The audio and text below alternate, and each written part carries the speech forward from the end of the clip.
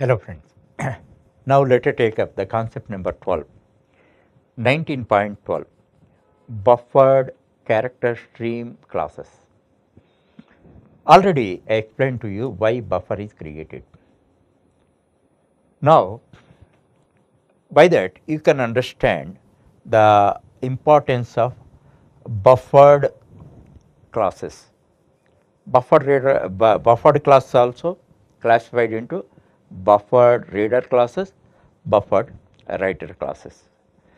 Because of using these buffered classes, number of operations of reading and number of operations of writing are substantially reduced. Because of that reason, IO operations, input and output operations, are performed very efficiently. For that purpose, what we have to do, actually, if you take a file writer class, it should be layered by buffered writer class.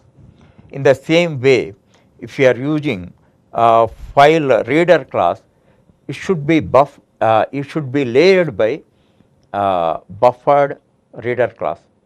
Because of that, the efficiency of IO operations, either reading operation or writing operation, will be improved.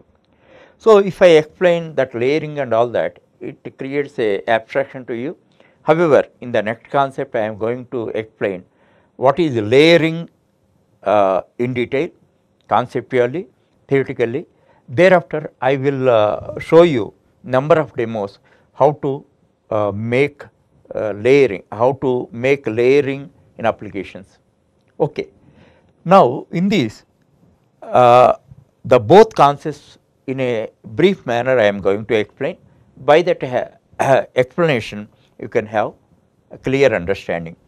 Now here you see object class, there is a writer class, there is a abstract superclass. From this buffered, one of the subclasses of writer class is buffered writer class, the concrete class. Next, reader class, one of the subclasses of reader class is buffered reader class. So by layering the file writer class and file reader class with their corresponding buffered classes, the efficiency of IO operations is improved. Now how it is done? By a diagram you see, this is the file writer class, this is the buffered writer class. In the same manner, file reader class, buffered reader class.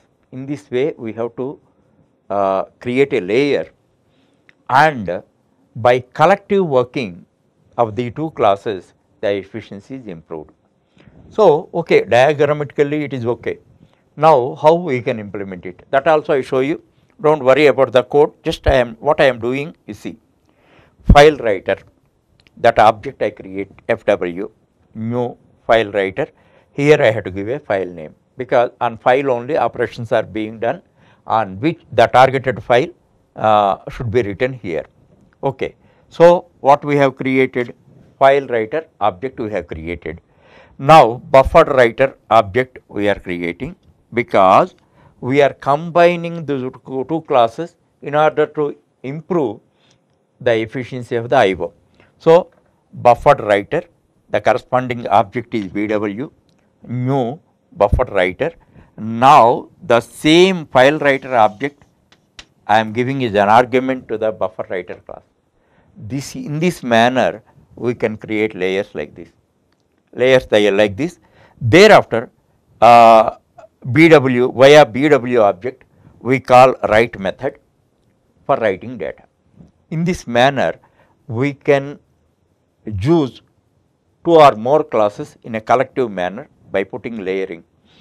So the same coding example I will review. This is file reader class, FR object, new file reader, here targeted file we are giving. Thereafter buffer reader, that object we created, new buffer reader. Now you see this FR we are giving it as an argument to this. By that, this type of layering we are able to create. What is that? File reader, that is buffered reader. On a file reader object, we are layering it with a buffer reader. Thereafter, via buffer reader, we are read line method we are calling. By that, we are able to perform corresponding operations. So, so far at my level best, I explained to shatter the confusion in understanding, but beyond this, do not expect a spoon feeding from me. That is poisonous. That is why now how to shatter confusion, how to bang the diffidence, drive out the diffidence, I showed you. You follow this strategy. Up to here, you study to have a understanding over entire hierarchy. It may not be complete, do not worry. Thereafter, I am going to give you a big set of applications. By that, you can crystallize this knowledge. Thereafter, we go to in the next chapter. Next chapter is part of the same chapter, second part of the same chapter. There, we focus on byte streams. Here, we focus on character streams. There, we are focusing on byte streams. And as I told you already, the technique of interfacing is almost same. Some minor differences are there, that you have to observe that. So, first you learn and master it, thereafter you go to the next chapter. In this manner, just with the maximum 3-4 days of continuous effort, you can master I/O. These are very common operations in programming. As you know, any program performs 3 jobs: input, process and output. So, any program you take, input and output operations are common. So, you must master the functionalities, features and functionalities of each and every class in Java I/O package.